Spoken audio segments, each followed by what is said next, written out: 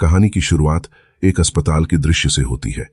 वहां पाव नाम का एक युवक काम करता है, जिसका काम मॉर्ग में शवों को पोस्टमार्टम के लिए तैयार रखना है। वह अब तक अपना काम ठीक से कर रहा था, लेकिन उस रात कुछ अलग होने वाला था। वजह थी एक मशहूर अभिनेत्री एना फिट्ज का शव उसी मॉर्ग में लाया गया था, जिसकी अचानक हुई मौत ने पूरे स्पेन को हिला दिया था। एना फिट्ज एक बहुत बड़ी स्टार थी। उसकी मौत एक प्राइवेट पार्टी के दौरान हुई थी, जहां उसका शव बाथरूम में मिला। लोग सदमे में थे और उसकी मौत की सच्चाई जानने का इंतजार कर रहे थे। अगले दिन उसका पोस्टमार्टम होना था। जब पाव ने उसका शव देखा तो वह खुद को रोक नहीं पाया और उसकी तस्वीरें खींचकर अपने दोस्तों को भेज दी।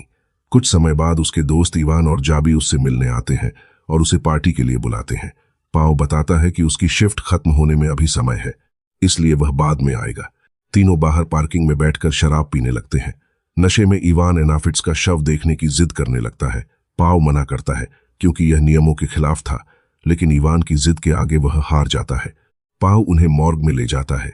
पहले वह मजाक करता है और गलत शव दिखाता है, जिससे दोनों डर जाते हैं। फिर असली शव दिखाता है। एना फिट्ज का शव देखकर इवान अपना संतुलन खो देता है और गलत हरकतें करने लगता है।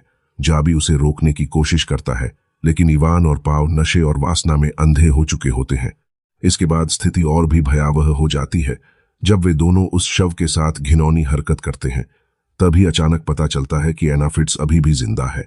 वह सब महसूस कर रही है, लेकिन हिलने डुलने में असमर्थ है। यह देखकर तीनों घबरा जाते हैं।